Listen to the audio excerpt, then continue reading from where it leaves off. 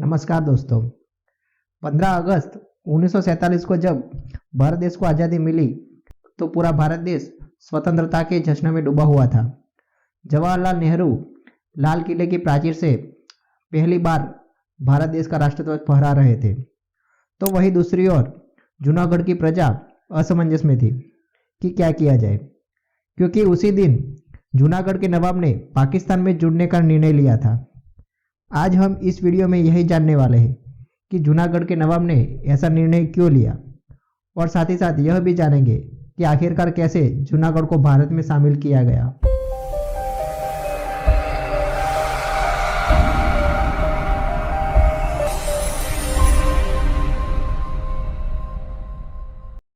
दोस्तों, जूनागढ़ भारत के पश्चिम में गुजरात में समुद्र तट पर स्थित एक देसी रियासत थी। जूनागढ़ और आसपास के इलाके को काठियावाड़ के नाम से भी जाना जाता है। जब भारत देश आजाद हुआ तब जूनागढ़ में नवाब महाबत खान तीसरे का शासन था। नवाब अपने अजीबोगरीब शौक के कारण काफी प्रसिद्ध थे। उनको कुत्तों को पालने का बहुत बड़ा शौक था। नवाब ने करीब 800 से ज्यादा कुत्ते पाल रखे थे, ऐसा माना जाता है। जब देश को आजादी मिली उस वक्त अंग्रेजी हुकूमत ने जो भारतीय स्वतंत्रता अधिनियम 1947 लागू किया था, उसमें प्रावधान था कि कोई भी देशी रियासत लैप्स ऑफ पैरामाउंसी का विकल्प का इस्तेमाल करके अपने आप को भारत या पाकिस्तान में जोड़ सकती है। अगर वो चाहे तो खुद को भी स्वतंत्र रख सकती है। इस प्रावधान का फायदा उठाते हुए नवाब महाबत खान ने पाकिस्तान के साथ जुड़ने का एक अजीबोगरीब निर्णय लिया था, क्योंकि भौगोलिक रूप से जूनागढ़ की सीमा पाकिस्तान से काफी दूर थी। नवाब के इस फैसले से राज्य में प्रजा काफी नाराज और गुस्सा थी, क्योंकि यहाँ की 80% आबादी जोधपुर की तरह ही हिंदू थी और भारत में शामिल होना चाहती थी।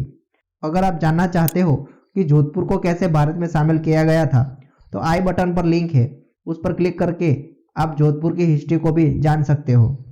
जब नवाब को पाकिस्तान में जुड़ने की सही वजह के बारे में पूछा गया तो नवाब ने बताया कि भले ही पाकिस्तान को जमीनी सीमा ना जुड़ी हो, लेकिन जूनागढ़ समुद्री रास्ते से पाकिस्तान से जुड़ा हुआ है। नवाब का यह तर्क काफी अजीबोगरीब ही था।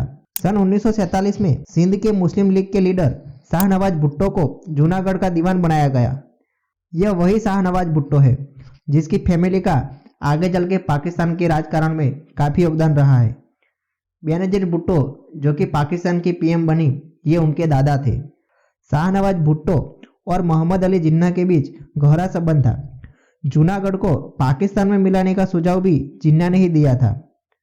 उनकी सलाह के अनुसार भुट्टो ने 15 अगस्त 1947 तक कुछ भी नहीं किया, लेकिन जैसे ही पाकिस्तान बना उसी दिन जूनागढ़ को पाकिस्तान में शामिल करने का ऐलान कर दिया।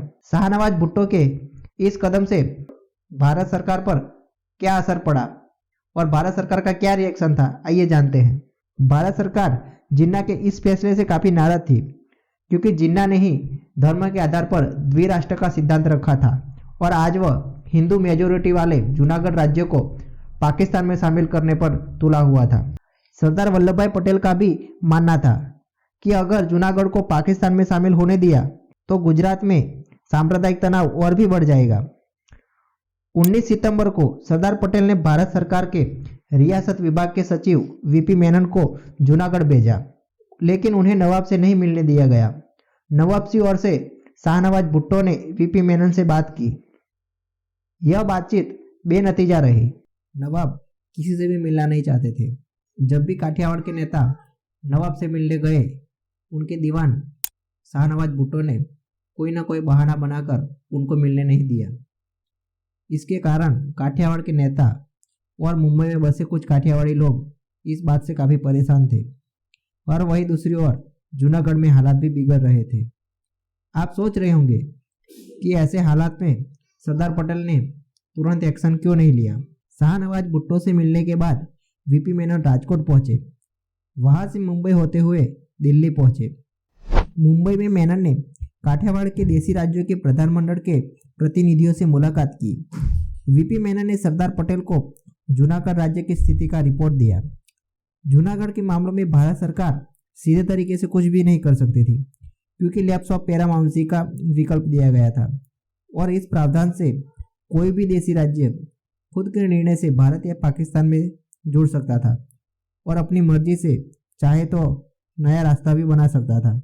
अगर सरदार पटेल कुछ करते तो कानूनी अड़चन भी थी। इसी बीच में एक घटना घटित होती है। जूनागढ़ के नज़दीक मांगरोळ और बाबरियावाड़, जो कि वो भी छोटी रियासतें थी, उनके हिंदू राजाओं ने भारत में शामिल होने का निर्णय ले लिया। वहीं दूसरी ओर जूनागढ़ के नवाब अभी भी पाकिस्तान में जुड़ने की ही बात कर रहे थे। सरदार पटेल और वीपी मेनन जूनागढ़ की इस स्थिति को संभालने की काफ़ी कोशिश कर रहे थे। वह सोच रहे थे कि जूनागढ़ को किसी भी तरह भारत में ही शामिल करना है। आखिरकार उन्होंने इसके लिए एक योजना बनाई। आइए जानते हैं वो योजना क्या थी। वीपी मेनन मुंबई में काठियावाड़ी प्रतिनिधियों के साथ एक बैठक की। इस बैठक में सारे प्रतिनिधि इस बात से सहमत हुए कि लोगों के द्वारा एक संग्राम किया जाए और इस संग्राम के चलते ही जूनागढ़ को भारत में शामिल करे, ऐसा हो सकता है। इस संग्राम के चलते जूनागढ़ के समांतर सरकार के तौर पर एक आरजी हुकूमत का विचार स्थापित किया गया। जूनागढ़ के नवाब के साथ बेनतीजा रही 3 मुलाकातों के बाद उस सभा में उच्छंगराय ढेबर ने आरजी हुकूमत बनाने का फैसला ले लिया। इसके लिए 10 सदस्यों की एक टीम की रचना भी की गई। 25 सितंबर 1947 को मुंबई के माधव बाग में एक जनसभा का आयोजन किया गया था, जिसमें सामलदास गांधी को आरजी हुकूमत का अध्यक्ष चुना गया। सामलदास गांधी महात्मा गांधी जी के भतीजे थे। सरदार पटेल भी उन्हें अच्छी तरह से जानते थे। आरजी हुकूमत ने 5 सदस्यीय मंत्रालय का भी गठन किया। सामलदास गांधी प्रधानमंत्री बने और विदेश मंत्रालय भी संभाला।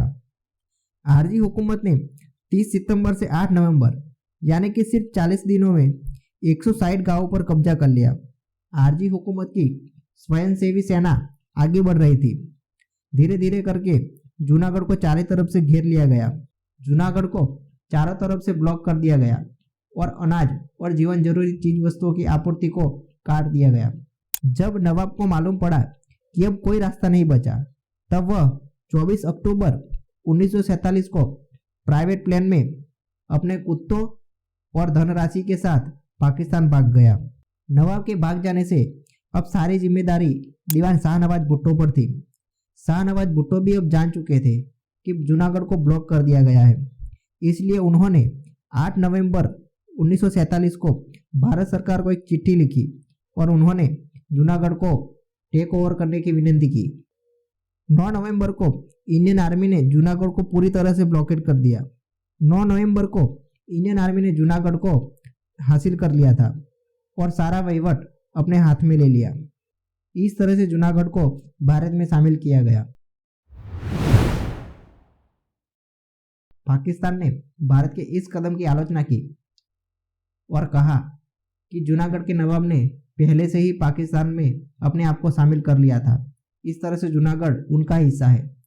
भारत ने जबरन जूनागढ़ को एनेक्स कर लिया है। आने वाले समय में भारत को कोई क्रिटिसाइज न करे, इसलिए सरदार पटेल ने एक रास्ता निकाला और वह रास्ता था पब्लिक रेफरेंडम यानी कि जनमत संग्रह।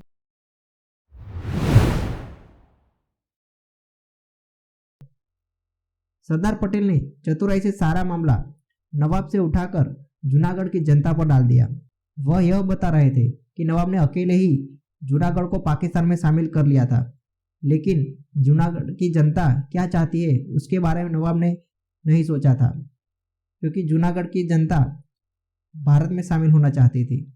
इसलिए उन्होंने पब्लिक रेफरेंडम की एक तारीख तय की। 20 फरवरी 1948 को एक पब्लिक रेफरेंडम करवाया गया, जिसमें कुल 2,01,457 वोट पड़े, जिसमें से 1,90,870 वोट भारत के पक्ष में गिरे, यानी कि 99.9% जनता भारत में शामिल होना चाहती थी, जबकि पाकिस्तान की ओर सिर्फ 91 वोट पड़े। जूनागढ़ के पास रहे मांगरोल और बाबरियावाड़ सहित 5 प्रिंसी स्टेट में भी जनमत संग्रह करवाया गया। इसमें भी यही परिणाम था। लगभग 100% जनता भारत में ही शामिल होना चाहती थी। भारत में विलय के बाद जूनागढ़ तत्कालीन सौराष्ट्र राज्य का एक भाग बना। सन 1956 में यह सौराष्ट्र बॉम्बे राज्य का एक भाग बना था।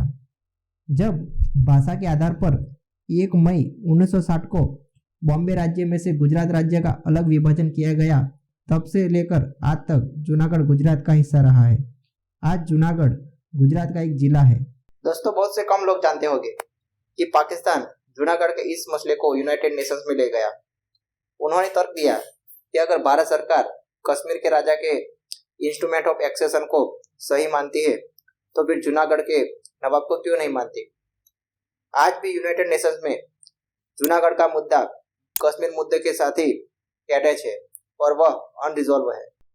अगर आपको इस वीडियो में दी गई इन्फॉर्मेशन अच्छी लगी हो तो वीडियो को लाइक और शेयर जरूर करें। साथ ही साथ चैनल को सब्सक्राइब और बेल आइकन को भी प्रेस करें ताकि हमारे कोई भी नई वीडियो की अपडेट आपको सीधी मिलती रहे। Thank you.